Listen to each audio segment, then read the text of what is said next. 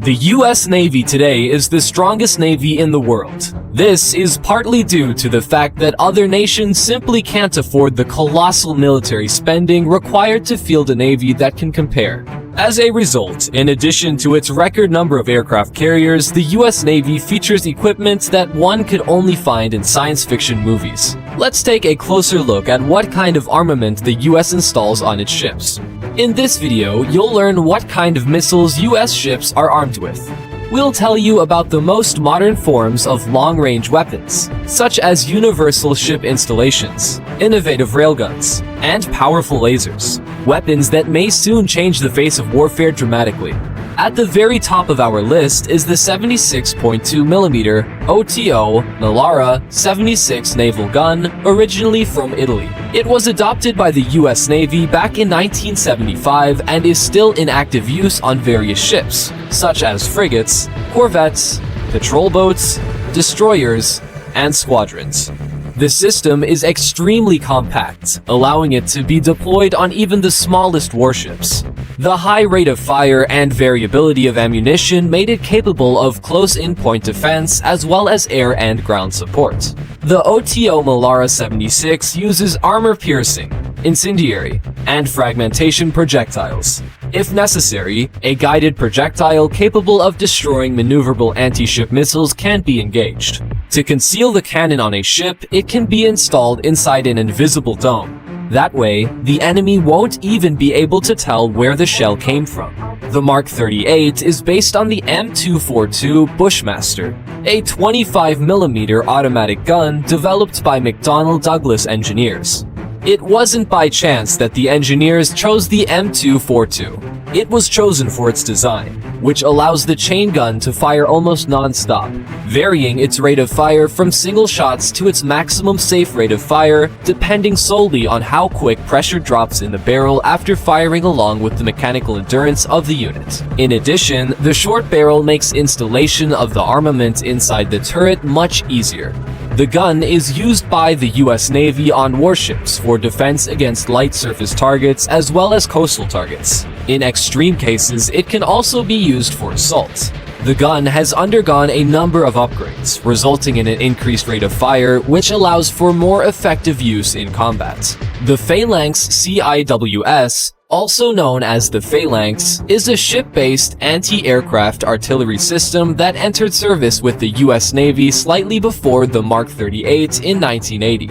The system is used by the Navy primarily to counter anti-ship missiles with supersonic and subsonic flight speeds. The Phalanx CIWS consists of the M61A1 6-barreled automatic gun, 2 radar stations, an electronic turret, control panels, barbette, and, of course, the mount on which this is all set. The Phalanx CIWS is mainly installed on US Navy warships, but there is also a ground version, the Phalanx LPWS, which is being tested as part of the CRAM air defense system. It protects against missile, mortar, and artillery fire. From defensive weapons, we move on to more futuristic weapons, which you've probably already seen more than once, be it in games or movies. We're talking about the railgun, of course. An impulse accelerator, which uses an electromagnetic force, also known as the Lorentz force, to accelerate its projectiles to insane speeds. The railgun's original range of fire was 112 miles as early as 2015. And in the future, military engineers intend to increase the figure even further, bringing it to 250 miles. As part of tests in 2008, scientists were able to fire a 6.61-pound projectile at 1.56 miles per second. In terms of range, only missiles can compare with the railgun, but these days any missile can be countered by a wide array of equipment. Besides, rockets cost millions of dollars, while a railgun shell costs the military $20,000 to $25,000 at most. Compared to missiles, this is practically pennies. The transportation and loading of ammunition, unlike missiles, doesn't necessarily create any problems. After all, these projectiles can't detonate at random, which comes as an unqualified victory for the railgun. One of the few disadvantages of this futuristic weapon was manufacturing projectiles from materials with maximum conductivity. Any other kind of projectile will simply vaporize in the railgun before being fired. Another potential problem is sourcing power. After all, it's extremely expensive to build an entire fleet with railgun feeding in mind, and the power consumption of a 70 megawatt cannon can be equated to the power consumption of a small American town. The laser weapon system is another type of weaponry that came straight out of science fiction, evolving from a class of imaginary technology to real and very intimidating weapons. The laser weapon was developed by ingenious engineers from Kratos Defense and Security Solutions commissioned by the US Navy. The project was launched in 2007 and its main purpose was to destroy drones, small maritime vessels, fighters, and to suppress the electronic systems of air targets. In 2010, the company signed an $11 million contract to develop LAWS as part of an alternative weapons program, directed energy and electric weapon systems. As a result, a year later, the laser system was tested. It was able to successfully disarm a flying target vehicle, and in 2017, the military performed a full-scale test in the Persian Gulf. In 2014, the USS Ponce, patrolling the Persian Gulf, was equipped with a 30-kilowatt laser system. The purpose of this was to check its operability and effectiveness in the field. The main advantage, as in the case of the railgun, is the low cost of ammunition, less than $1. That said, there are several levels of firing energy, both for disabling electronics and physically damaging equipment.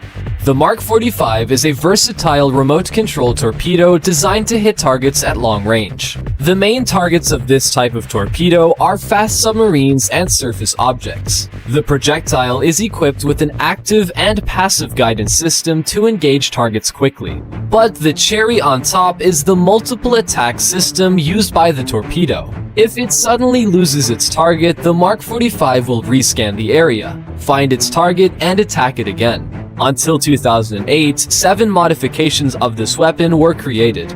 The very first version cost only $894,000, but each latest 7 Seabass projectile cost $3.8 million. The UGM-133A Trident II is a 4th-generation 3-stage American ballistic missile, and is the only representative of submarine-launched ballistic missiles in service with the US Navy's SSBNs. These missiles can be found on board USS Ohio-class submarines, which can carry up to 24 Trident II simultaneously.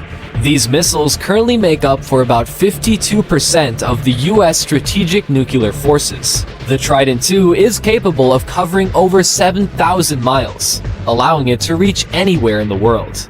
The high accuracy of the Trident effectively engages even the most hardened targets, like bunkers and intercontinental ballistic missile silos. The projectiles are notable not only for their power, but also for their combat achievements. For example, they currently hold a record for the number of successful launches in a row.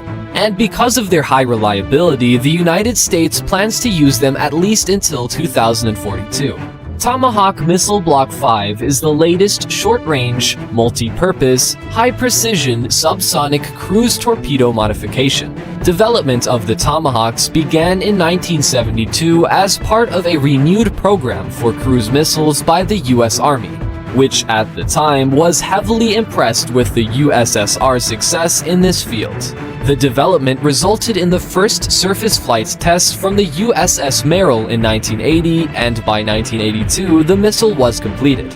These missiles are in service with US Navy warships and submarines, although the missiles themselves were designed with land and airborne use in mind. Due to their design features, they can successfully navigate around uneven terrain. In some cases, the missiles can be used as unmanned reconnaissance vehicles equipped with additional hardware and deliver munitions or ammunition to allies in cases where delivery by other methods is impossible due to weather conditions or enemy air defense operations. One such missile costs American taxpayers $1.87 million. The SM-2 is one of the newest American anti-aircraft guided missiles in the Raytheon Standard family.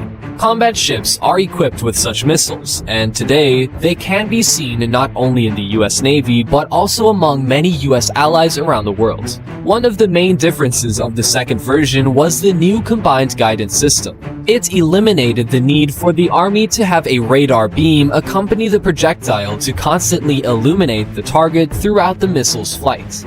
It now tracks the target with radio corrections transmitted to the missile after the radar detects the target. The illumination itself is switched on for just a few seconds for more accurate targeting, due to which the firepower and interference immunity have been significantly improved. Missiles designed to work with the Aegis fire control system have been recently modified with a two-way communication channel between missile and delivery vehicle.